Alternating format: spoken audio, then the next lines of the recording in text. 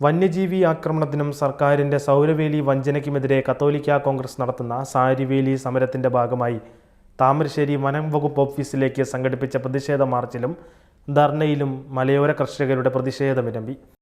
താമരശ്ശേരി ചുങ്കത്തുനിന്ന് ആരംഭിച്ച പ്രതിഷേധ റാലിയിൽ ഞങ്ങൾക്കിവിടെ ജീവിക്കണം എന്ന സന്ദേശവുമായി ആയിരങ്ങൾ അണിനിരന്നു.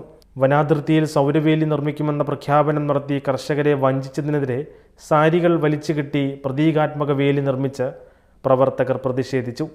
താമരശ്ശേരി രൂപതാ ബിഷപ്പ് മാർ റെമിജിയോസ് ഇഞ്ചനാനിയിൽ പ്രതിഷേധ റാലിയും ധർണയും ഉദ്ഘാടനം ചെയ്തു.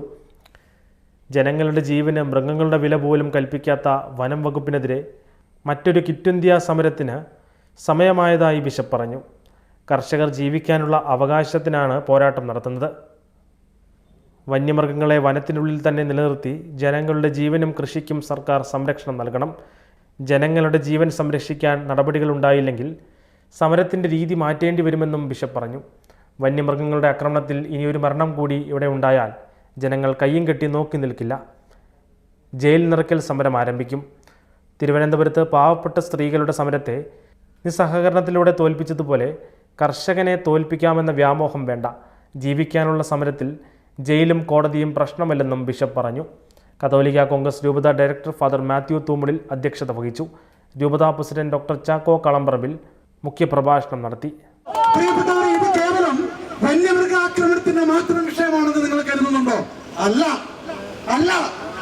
ഈ തിരുവമ്പാടിയിലും കൂരാച്ചുണ്ടും ഒക്കെ കഴിയുന്ന സാധാരണക്കാരനായ മനുഷ്യർ അവർ ഈ ദിവസങ്ങളിലൊക്കെ വിദ്യാഭ്യാസ ലോണുകൾക്ക് വേണ്ടി ബാങ്കുകളൊക്കെ കയറിയിറങ്ങിയതിന്റെ ചരിത്രം കത്തോലിക്ക കോൺഗ്രസിന്റെ പ്രവർത്തകർ ഞങ്ങൾ നേതാക്കളോട് പറഞ്ഞു.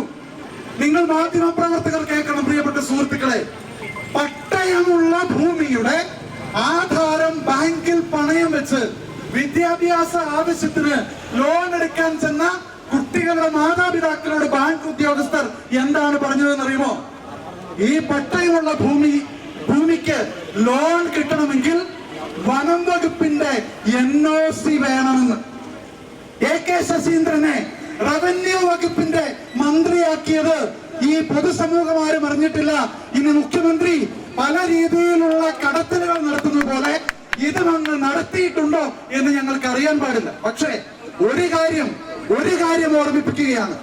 ഈ നാട്ടിലെ റവന്യൂ നിയമങ്ങൾ കൃത്യമായിട്ട് പാലിച്ചുകൊണ്ട് ഞങ്ങൾക്ക് അവകാശമായി കിട്ടിയ റവന്യൂ ഭൂമിയിൽ ബാങ്കിൽ പണയം വെച്ച് ലോൺ എടുക്കാൻ പോലും കഴിയാത്ത വിധത്തിൽ വനം വകുപ്പിന്റെ അതിപ്രസരം ഞങ്ങളുടെ ജീവനും സ്വത്തിനും നേരെ കടന്നു വരുന്നുണ്ടെങ്കിൽ അതിനെതിരെ അതിശക്തമായിട്ടുള്ള നീക്കങ്ങൾ നടത്താൻ ഈ കത്തോലിക്ക കോൺഗ്രസ് എന്ന ഈ സംഘടനയുടെ നേതൃത്വത്തിൽ പതിനായിരക്കണക്കിന് ആളുകൾ ഈ കേരള സംസ്ഥാനത്തുടനീളം അണിനിരക്കുമെന്ന് ഉറക്കെ പ്രഖ്യാപിക്കുന്നതിന് വേണ്ടിയിട്ടാണ് ഈ സമരം.